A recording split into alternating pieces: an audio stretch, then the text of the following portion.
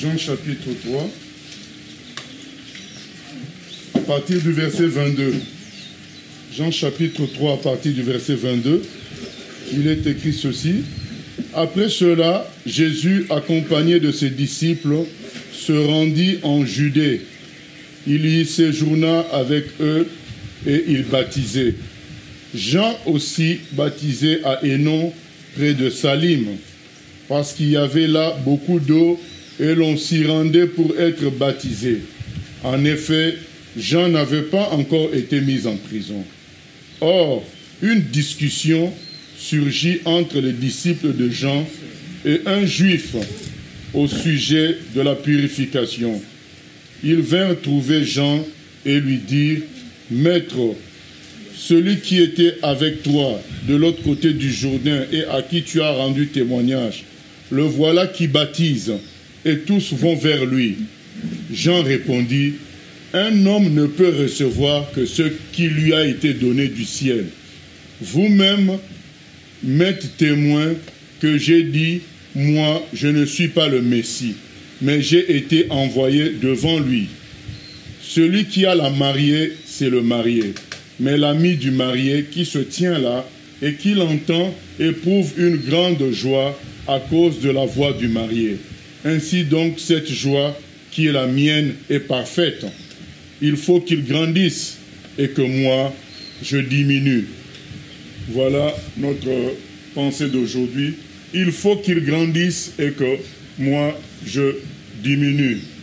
Jean-Baptiste dit à ses disciples, « Vous savez bien que je vous avais prévenu que moi, je ne suis que celui qui vient annoncer le Messie. Et maintenant qu'il est là, il faut que moi je diminue, je m'efface et que lui prenne la suite. » C'est ça notre thème. Il faut que moi je diminue et que lui puisse grandir. Il y a cette discussion-là, cette polémique qui naît au milieu des disciples, au milieu des Juifs, en quelque sorte, qui est le plus grand, Jésus ou Jean-Baptiste? Et Jean-Baptiste fait cette mise au point, il dit, moi je ne suis venu que annoncer sa venue, mais maintenant qu'il est là, moi je dois m'effacer. Pourquoi cette exhortation?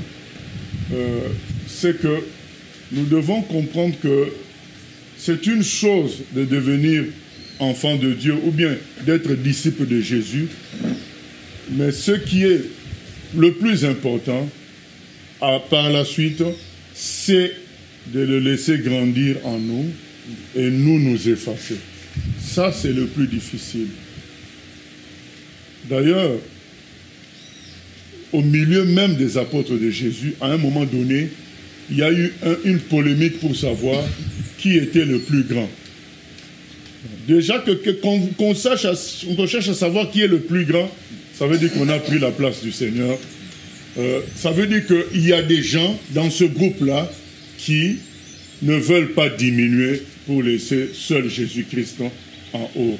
Tous les problèmes qu'on a au milieu des chrétiens, c'est à cause de ça. C'est parce que la plupart ne veulent pas diminuer pour laisser Jésus-Christ grandir. Les problèmes qu'on a dans les familles, même parfois dans ces familles-là, c'est des gens qui se disent chrétiens, c'est dû au fait que beaucoup ne veulent pas diminuer et laisser seul Jésus-Christ en haut. Quand nous nous convertissons, ça s'appelle la nouvelle naissance. Et quand on est de nouveau, c'est Jésus qui vient habiter en nous. C'est comme si on devenait deux. Et dans ces deux-là, il faut qu'un s'efface pour qu'il ne reste qu'un seul. Nous, on doit s'effacer. On doit s'oublier, même si tu avais Bac plus 20 en diplôme, le jour où tu te convertis en Jésus, tous ces Bac plus 20-là doivent s'effacer pour laisser seul Jésus-Christ en haut. Et tant que ce conflit-là n'est pas réglé, il y aura toujours des problèmes dans la vie d'un chrétien. Il ne sera pas une vraie bénédiction pour son entourage, pour les gens, pour l'œuvre de Dieu. Il sera une difficulté. Vous vous imaginez si Jean-Baptiste n'avait pas cédé? Vous vous imaginez les difficultés qu'il y a eu à avoir juste au début de Jésus? Parce que vous venez bien de lire que Jean-Baptiste avait ses disciples, avait tout un groupe de gens qui le suivaient. Jésus avait aussi son groupe. Mais imaginez maintenant que Jean-Baptiste dise « Ah, mais oui, mais finalement, moi aussi, j'ai été rempli du Saint-Esprit. Quand j'ai été dans le ventre de ma mère, lui aussi, il est rempli du Saint-Esprit. Pourquoi pas chacun prend sa route, moi aussi, je continue à construire. » Si Jean-Baptiste avait fait ça, est-ce que nous, on serait là aujourd'hui? Il y aurait eu un conflit entre les disciples de Jésus et les disciples de Jean-Baptiste. Le message de Jésus n'allait plus être clair, parce qu'il allait être combattu par son propre annonciateur, celui qui devait le présenter aux autres, lui-même allait combattre cela. Ça allait être compliqué pour nous tous si Jean-Baptiste n'avait pas cédé. Mais Jean-Baptiste s'est humilié. Et d'ailleurs, il le dit dans la suite. Il dit au verset 31, « Celui qui vient d'en haut est au-dessus de tous. » Il reconnaît que lui, il est né d'un père et d'une mère comme vous et moi. Mais Jésus vient du ciel. Il reconnaît du nom. Ne cherchez pas à me comparer avec lui. Moi, je suis petit, lui, il est grand. Mais les gens vont nous entraîner dans ça. Notre chair va nous faire croire qu'on est intelligent, qu'on comprend tout, qu'on est fort. Il y a des gens aussi qui vont nous dire, mes frères, mais toi, tu prêches bien dans l'église, on ne te laisse pas prêcher. Il y a des gens qui vont nous encourager à mettre... On sent en toi quelque chose. Ce n'est pas ce que les hommes disent qui compte. C'est ce qui vient du ciel. Vous savez, Jean-Baptiste commence l'introduction en disant « Un homme », verset 27, ce texte est profond. Verset 27, il dit « Un homme ne peut recevoir que ce qui lui a été donné du ciel. » Donc même si vous, mes disciples, vous voulez me vanter, me donner un poste, me donner une place dans le royaume de Dieu, ma vraie place, c'est celle que Dieu m'a donnée. Ce n'est pas ce que les hommes vont me donner. Les hommes peuvent te dire, peuvent te proclamer roi. Si Dieu ne t'a pas proclamé roi, ça ne marchera pas. Il dit, un homme ne peut prendre que la place que Dieu lui a donnée. Quand on force à prendre une place qui n'est pas la sienne, ça finit mal. Il commence son introduction comme ça. Et il dit, celui qui vient du ciel, il est au-dessus de tous ceux qui sont du ciel, de la terre. Aucun d'entre nous ne peut rivaliser avec Jésus. Mais notre chair, nos raisonnements, notre force physique, surtout quand on est jeune, on va avoir tendance à croire qu'on se suffit, on est capable, on sait ce qu'on a à faire et on fait des projets. On décide de faire ceci, de faire cela sans consulter le Seigneur. Or, le Seigneur a dit, je serai avec vous tous les jours. Donc, bref, on cherche à devenir indépendant, faire sa propre route, même si on se dit chrétien, mais en réalité, on ne consulte pas le Seigneur. En réalité, ce n'est pas le Seigneur qui nous conduit, mais c'est notre intelligence. Et Jean-Baptiste a dit, stop. Il vient d'en haut, moi je suis d'en bas. Ma place, c'est de le présenter. Bien-aimé, ta place de docteur Bac plus 20, c'est de présenter Christ. Ta place de jeune sportif de 14 ans, de 18 ans, c'est de présenter Christ. Ne crois pas que c'est ta présence qui va faire quoi que ce soit. Ce n'est pas ta belle voix qui va faire quoi que ce soit. C'est à chaque fois que dans tout, c'est Christ que tu mets en avant, c'est ça qui comptera. C'est ça qui aura de l'effet dans ce monde ici-bas et dans le monde à venir. Mais à chaque fois que trompé par ta chair, trompé par les humains, trompé par l'orgueil, tu vas croire faire ceci, faire cela, ça ne marchera pas puisque le Seigneur n'est pas dans l'affaire. Jean-Baptiste a compris que pour que sa mission à lui réussisse et que la mission de Christ réussisse, lui doit s'effacer. Donc pour que la mission de Jésus réussisse dans ta vie, tu dois t'effacer devant Jésus. Tu dois dire, Seigneur, conduis-moi. Vous savez, Pierre était l'un des apôtres les plus aimés du Seigneur, les plus proches. Mais il ne comprenait pas qu'il devait s'effacer et que Jésus règne. Ce que Jean-Baptiste avait compris, Pierre, lui, n'avait pas compris ça. Et Jésus va dire, bon, moi je vais aller à la croix, on va me faire souffrir et je vais être crucifié pour le péché des humains et je vais ressusciter le 3e jour. Pierre dit, ah non, pas question. Pourquoi il dit pas question? Parce qu'il est un juif. Leur Messie doit être comme David, comme Samson qui vient, qui libère tout le monde. Allez, on est le plus fort. Mais là, le Messie dit qu'il va mourir à la croix. Pierre dit non. Mais comment tu peux dire non à celui qui vient du ciel? C'est ça le problème. Parce que tu es Pierre, tu es fort, un grand pêcheur de poissons. Voilà. Et on dit non. Mais le problème, c'est que nous, quand on dit non, on ne se rend pas compte. Comme Pierre, quand il disait non à Jésus, quand il disait non, pas question, lui, il pensait faire le bien. Hein.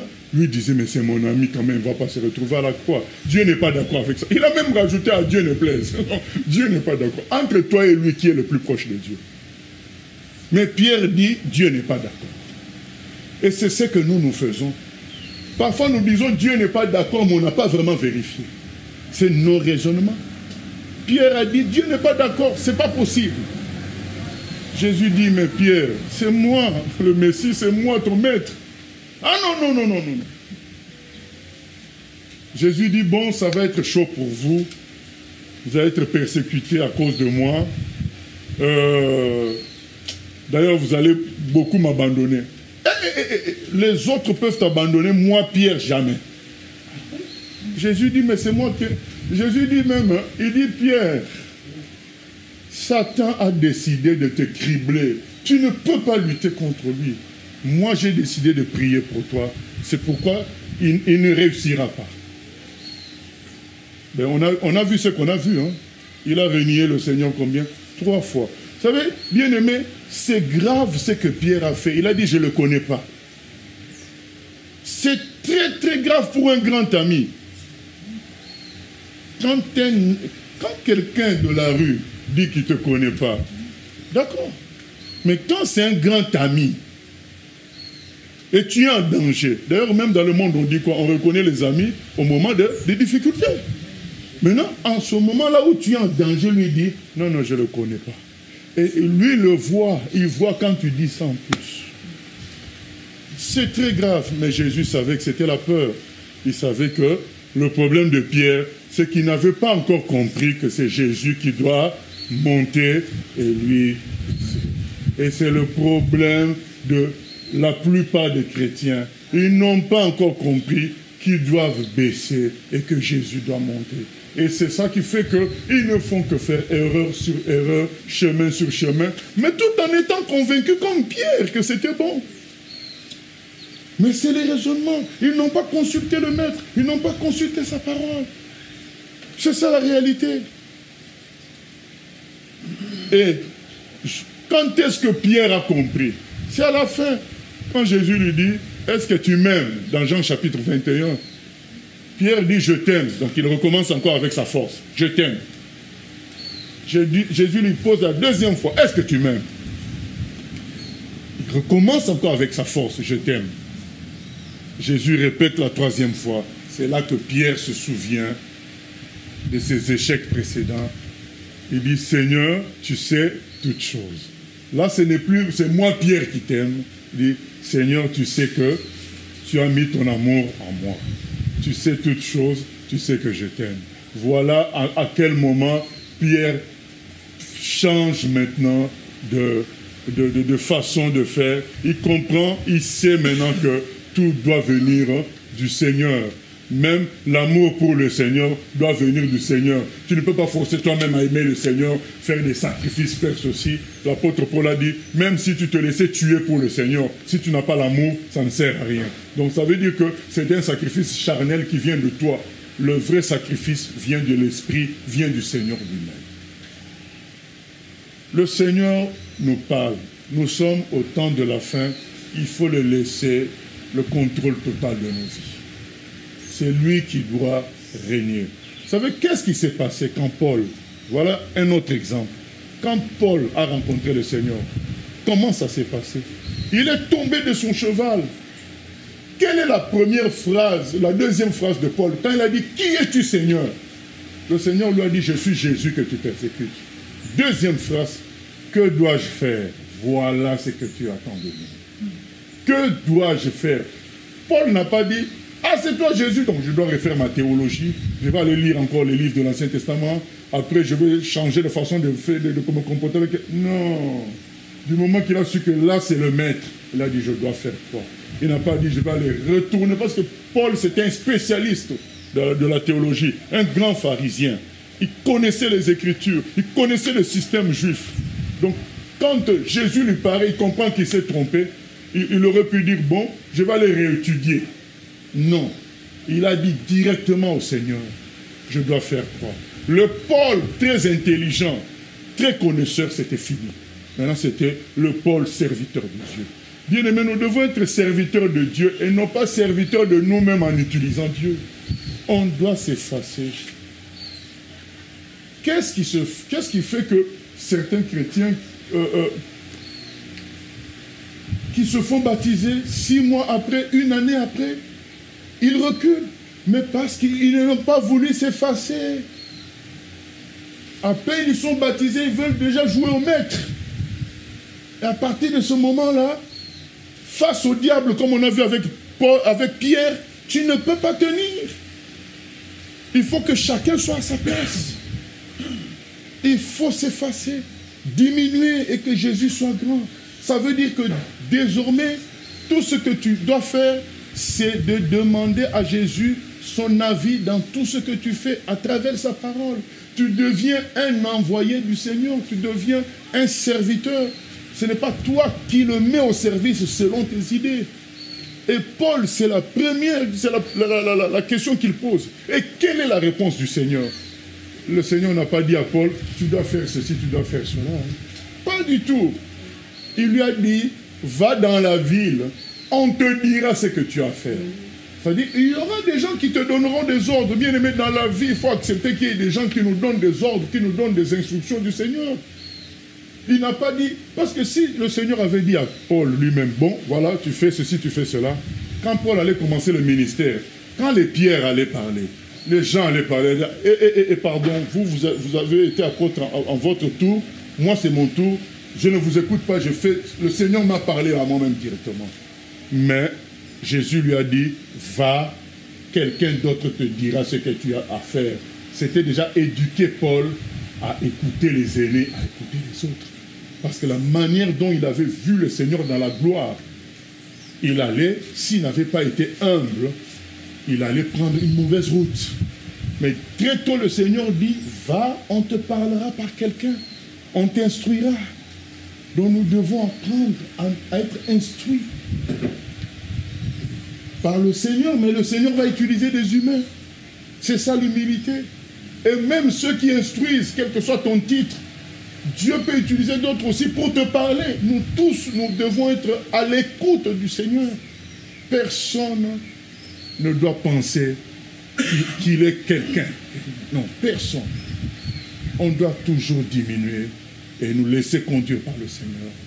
Il doit avoir la priorité surtout. Il doit avoir, c'est lui qui doit nous instruire, nous conduire dans toute la vérité comme il a dit. Et Paul est resté humble jusqu'au bout. Jusqu'au bout. Quand il a voulu prendre certaines décisions, il est rentré à Jérusalem pour demander l'avis des autres apôtres. Il est resté humble jusqu'au bout parce que très tôt, il a appris à s'effacer et à laisser Jésus-Christ régner. C'est ça que nous devons dire à chacun. Efface-toi et suis Jésus. Et nous devons nous le dire à nous-mêmes. Effaçons-nous et laissons Jésus-Christ faire. Saül a perdu comme ça parce qu'il n'a pas voulu s'effacer. David a accepté de s'effacer. Au moment où il doit tuer Saül pour prendre la royauté, et c'était logique. À notre époque, on appelle ça légitime défense. Tu cherches à me tuer, moi je te tue à la place. Il n'a pas fait ça. Il a dit, c'est Dieu qui doit le mettre roi. Il ne peut pas devenir roi par lui-même. Il a accepté de s'effacer et d'attendre le temps de Dieu. Comme notre frère Jean-Baptiste nous le dit là, quelqu'un ne reçoit que ce que le ciel lui donne. Quand tu veux recevoir, te créer toi-même des choses, tu vas perdre du temps, tu vas t'égarer. Mais quand tu es dans l'attente de ce que le ciel a prévu pour toi, tu seras dans la vraie paix, dans le vrai bonheur. Ayons cette sensibilité-là de laisser Jésus-Christ triompher et nous humilier, descendre. Il y a des moments où Jésus te souffle à l'oreille, va demander pardon.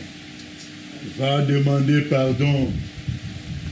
Ah, mais c'est lui qui a commencé. Ah, mais ceci. D'ailleurs, non.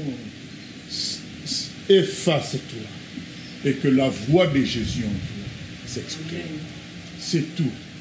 Il y a des choses comme ça, des petites choses où le Seigneur dira, réponds A. Oui, mais si ensuite...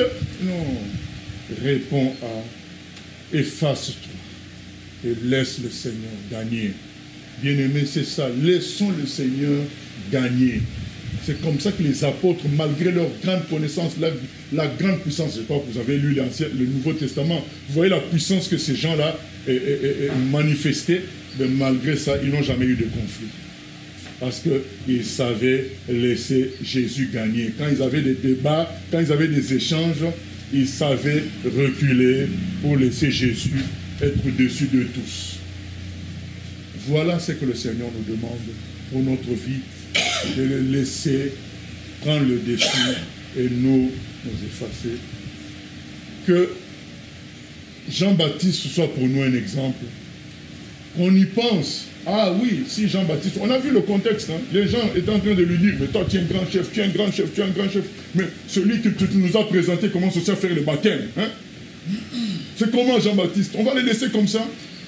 Jean-Baptiste a dit, stop, c'est lui le plus grand, moi je suis petit. C'est tout. Même si les gens nous disent, t'es beau, t'es fort, t'es ceci, c'est hey, je ne suis rien du tout, seul Jésus vaut quelque chose. Et je me mets à sa suite. Voilà ce que nous devions nous tous faire au nom de Jésus. Amen. Amen. Seigneur, nous venons prier que tu nous aides, Seigneur, à tout abandonner et à te laisser conduire toutes choses dans nos vies, Seigneur. Nous ne voulons pas laisser nos raisonnements, nos idées prendre le dessus, ni notre fierté, ni notre passé, ni notre formation universitaire. Nous voulons juste te suivre, être prêts à nous effacer pour te laisser dominer complètement nos vies. Et nous savons que cela va produire du fruit en abondance, du fruit en abondance. Parce que ce qui vient du ciel produit du fruit excellent. Alors que ce qui est de la terre peut produire des fruits comme une maison sur le sable. Quand les intempéries viennent s'écrouler. Nous voulons du solide au nom de Jésus.